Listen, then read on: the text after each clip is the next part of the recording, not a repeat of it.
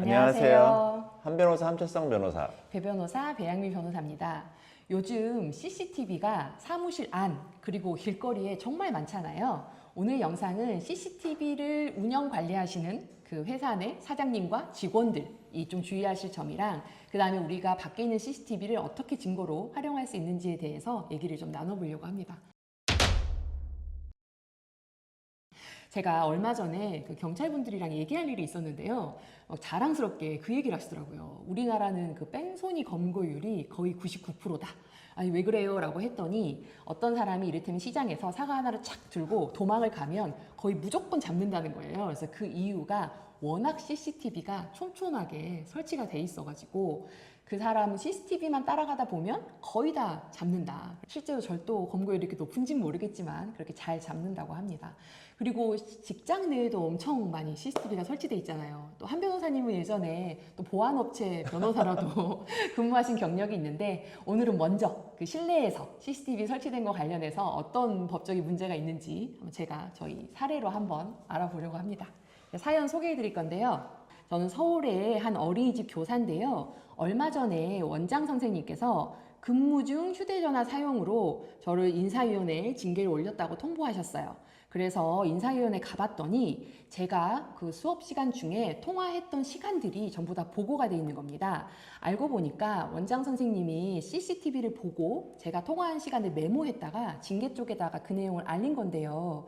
사실 어린이집 CCTV는 아동학대 방지를 위해서 설치한 건데 이렇게 제 모습을 찍어서 그걸 가지고 징계 자료로 썼다는 게 너무 불안합니다. 제 동의도 없이 이렇게 영상 정보 활용이 가능한가요? 그리고 CCTV를 이용한 원장 선생님 불법이라고 고소하고 싶은데 이 경우에 선생님이 처벌될 수 있을까요? 라고 물어보셨거든요. 어떻게 될까요? 뭐 전직 CCTV 담당했던 캡스라는 데서 내가 한 달을 다녔었고, 또 하나는 이 CCTV가 이게 또 사법시험 47회 면접위원분이 사람들한테 CCTV가 뭐의 약자인지 아냐고. 근데 정말 아무도 대답을 못 하더라고. 그만큼 이 법조인들 영어에 그때 취약했다는 걸 느꼈지. 뭐의 약자예요? 이게 클로지드 서큐 TV였어. 내가 나중에 찾아봤지. 네네. 폐쇄회로 TV. 네.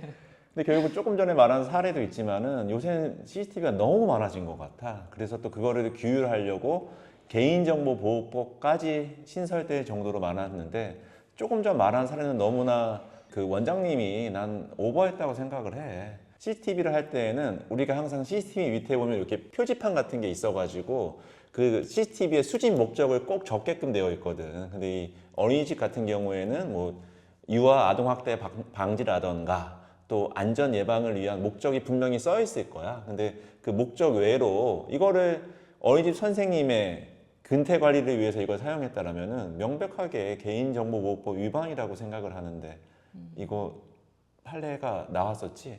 1심, 2심에서는 무죄로 봤더라고요. 이 판례가 좀 어떤 점이 좀 특이해서 그랬는지 그것도 좀 설명 부탁드릴게요. 일단은 그 하급심 판례에서는 너무나 문헌적인 해석에 치중을 해가지고 CCTV에 나와 있는 선생님의 개인 초상이라던가 외모라던가 행동 같은 경우를 개인정보라고 보지 않았던 것 같고, 두 번째는 그 원장님이 CCTV를 보고 나서 이 구두로서 아마 그 징계위원회에 이 선생은 뭐 몇 시에 뭐 핸드폰을 본다던가 이거를 업무 중에 수차례 본다라는 식으로 구두를 얘기했기 때문에 그 개인정보 이용으로 보지 않았던 것 같아.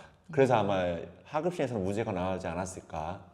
그러면 바뀐 대법원 입장은 어떤 이유에서 바뀌었죠? 대법원은 이거를 조금 목적론적으로 해석을 했던 것 같아. 그래가지고 이 개인정보라는 거는 단순하게 문헌적으로만 해석할 게 아니라 이거를 그 선생님의 개인적인 뭐 외모라던가 용모라던가 이런 움직이는 행위 패턴을 가지고서는 그게 다 선생님이라는 게 특정이 가능하잖아. 그래서 이거를 개인정보라고 인정을 해서 좀 폭넓게 인정을 했었고, 징계위원회에 제공한 행위 자체를 목적의 이용으로 봐서 좀 유죄 취지로 파기환송하지 않았을까. 좀 대법원은 뭐 그럴 만하게 충분하게 요새 트렌드에 맞게끔 그 개인정보를 좀 폭넓게 인정했다는 점에서 뭐 좋은 판례라고 생각을 해.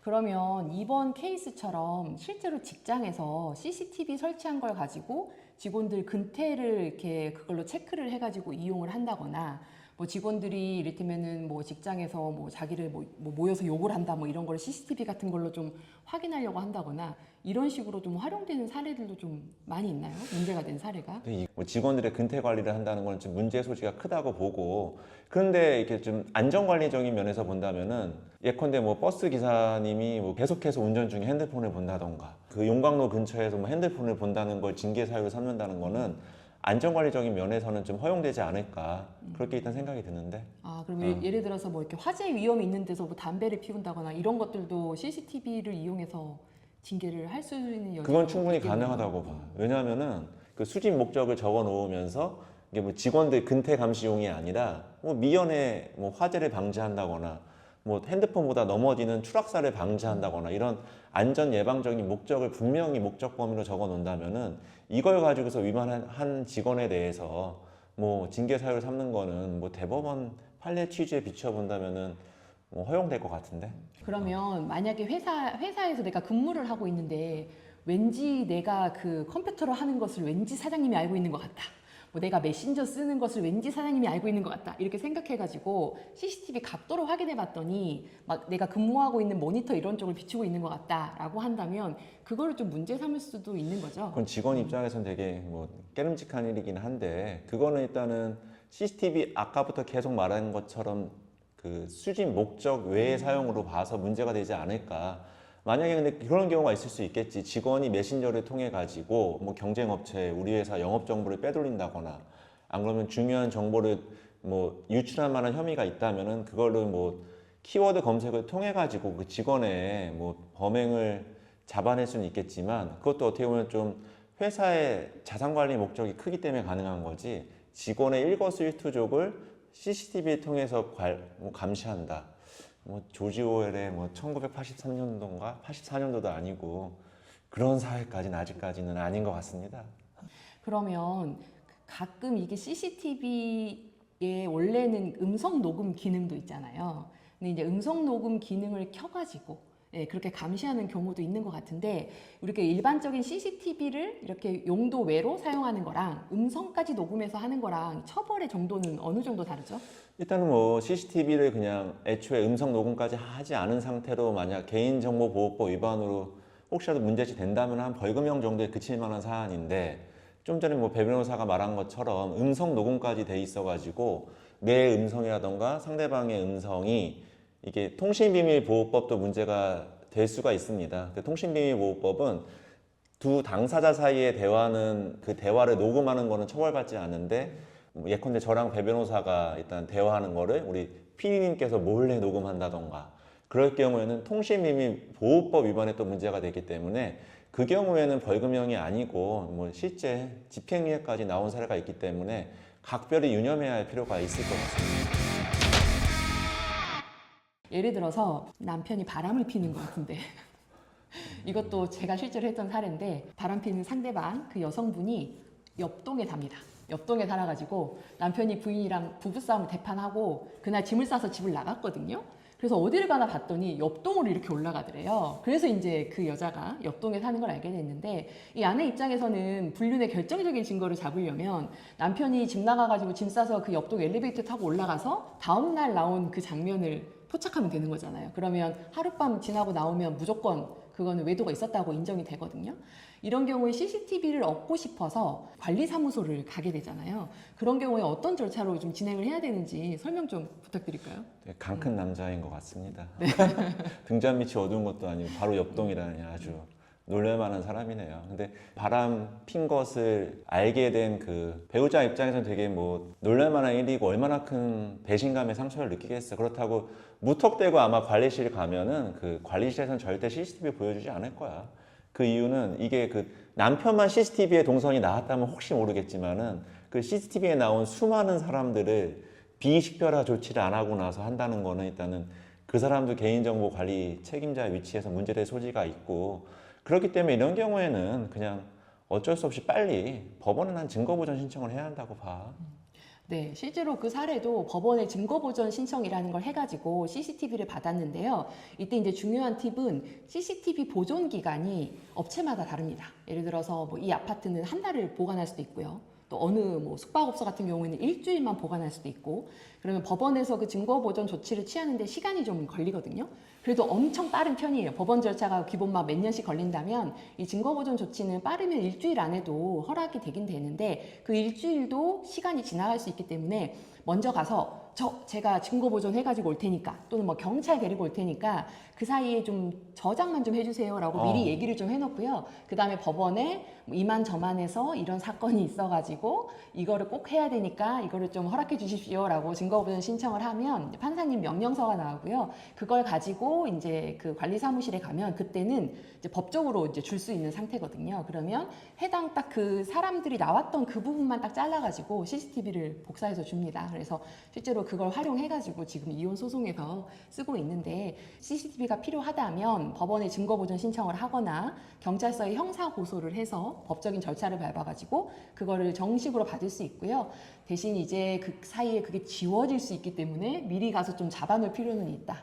이렇게 보시면 될 것 같아요. 좀 뭐 당장 화가 많이 나서 뭐 속된 말로 깽판을 치고 싶은 심정은 뭐 다들 이해는 하지만은 주먹보다 더 합리적인 방법인 법이 있기 때문에 그 법적인 절차를 밟는 게 가장 중요할 것 같습니다. 그래서 배 변호사가 되게 좋은 팁을 준 것 같은데, 일단은 관리실 가서 일단 그 CCTV가 보관된 특정 날짜를 저장해 달라고 일단 요청을 하고 빨리 일단 법원에 증거보전 신청을 하는 게 필요할 것 같습니다. 근데 의외로 생각보다 그 비식별화를 위한 다른 사람 지우는 비용이 많이 들더라고.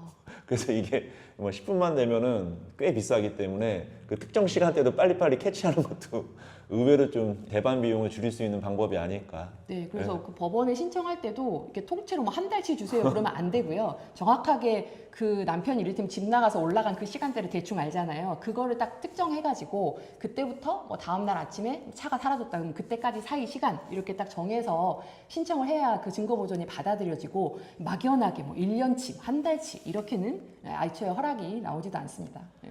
또 하나는 만약에 이게 뭐 CCTV가 설치되어 있는데 아파트에서 내 차가 정말 뺑소니가 난 거죠. 그럴 경우에 그거를 무턱대고 가서 관리실에 보여달라고 하면 관리실이 보여줄까? 예전엔 좀 보여주는 경우들이 좀 있었거든요. 근데 지금은 그 관리사무소 같은 경우는 워낙 훈련이 되어 있어서요. 잘 안 보여주시는데, 단 거기 찍힌 사람이 이제 본인밖에 없는 경우, 그런 경우에 다른 사람 뭐 초상권을 침해하거나 이런 문제가 없기 때문에 그런 경우에는 그거를 좀 복사를 좀 해주는 경우도 있는 걸로는 알고 있습니다. 그러니까 제3자가 나타나지 않는 경우에 본인만 갔다면 가능할 수 있는 부분도 있으니까 그건 한번 알아볼 필요는 있을 것 같아요. 그 CCTV 영상을 내가 핸드폰으로 몰래 이렇게 아저씨 뭐 담배 하나 사드리면서 이렇게 찍는 거는 나중에 증거 가치가 있을까? 네, 그것도 좀 설명을 드리면, 실제로 예전 판례 중에서 이제 좀 보여만 주세요 이렇게 해가지고 이렇게 보여줬는데 그걸 몰래 휴대폰으로 찍은 사례가 있었거든요.